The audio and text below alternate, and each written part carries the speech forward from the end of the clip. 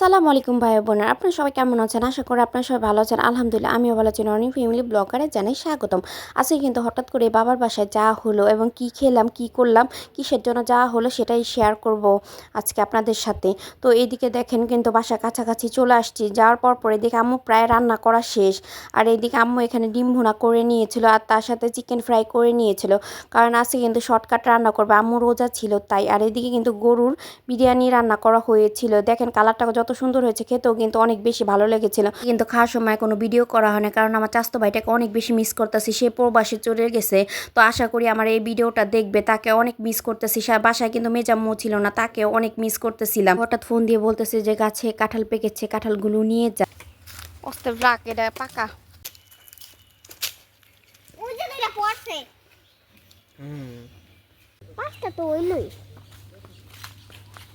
মা দেখো মা দেখো না কাঁঠাল পারতে পারতে মাইশার মামুনি রাখতেছিল যে আসো এসি সারছি, একটু বাতাস খেয়ে যেত। মাইশা এখানে এসে দেখে বসে আছে, তাই ওকে ডাকতে আসছিলাম। তো এদিকে দেখি বিড়ালের নাকি বাচ্চা হয়েছে। তো ওই কাহিনিটাই বলবো, ডেলিভারির কাহিনিটা।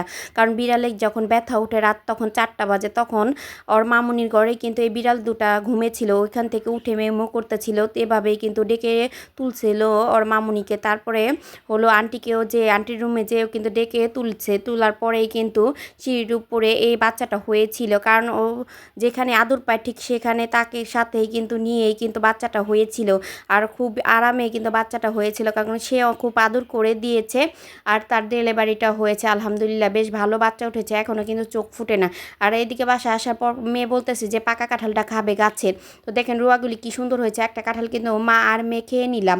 ছোট কাঁঠাল হওয়াতে কি হবে, 35টা রুয়া হয়েছে। আর এইদিকে দেখেন এক মা থাকলে সন্তানের কোনো ভয় থাকে না, মাই পারে সন্তানকে গুছিয়ে রাখতে। দেখেন এক মা শরীরের ভিতরে কিভাবে নিয়ে রাখছে বাচ্চাগুলো, মনে হইতেছে কি শীতের দিন পড়ছে, কিন্তু না, অনেক ছোট তো তাই আর কি আগলায় রাখতেছে। আর এইদিকে দেখেন এক কাঁঠাল কেটে নিয়েছি, একটা বড় কাঁঠাল ছিল গাছে পাকাতে, কিন্তু তেমন একটা খাওয়া যাচ্ছিল না। কিন্তু এটা কাটার কারণ হলো বিচির জন্য। আর কত যে গাছের নিচে এরকম কাঁঠাল পড়ে বিচিগুলি ছড়াই ছিটায় আছে। আর এইদিকে কিন্তু আম্মু রান্না করে নিয়েছে। আমাকে বলতেছিলাম এত কিছু করার দরকার নেই, তুমি রোজা আসো, কারণ সন্ধ্যা প্রায় হয়ে আসছে কাছে কি তাই সব কিছু মনে হয়। সে তো চালি ভিজায় রাখছে, পিঠা বানিয়ে খাওয়াবে। তাই ও হাঁটতে যাওয়ার আগে আমাকে বলে গেছে আম কেটে দিও মাইশার বাবাকে। এই যে এখানে আমি আম কেটে নিয়ে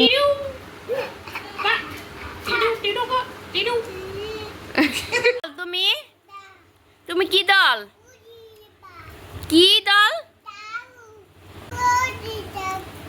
তুমি কি দল, কি দল তুমি? সোনা রে, এটা আমার বন্ধু, এটা আমার বন্ধু। দুষ্টামি করতেছ না, আদর করে দিতেছ। এদিকে কিন্তু এই পিঠাটাকে তেলের পিঠা বলে। এই পিঠাটা কিন্তু আজকে তেমন একটা ভালো হইতেছিল না, কিন্তু খেতে বেশ ভালো লাগতেছে। আগে কিসের জন্য জানি ফুলতেছিল না, কিন্তু তারপরের দিন কিন্তু আম্মু বানিয়েছিল তাদের জন্য ফ্রিজে রাখার পরে, এগুলো ঠিকই কিন্তু ফুলেছিল। আম্মু বলছে অনেক বেশি ভালো হয়েছে দেখতে। দিব, তুমি খাইবা? আমার মুনি খাইব রে। এ না মুনি, মুনি, মুনি গরম গরম গরম, মুনি খাইব। এ না মুনি, আমার মুনি।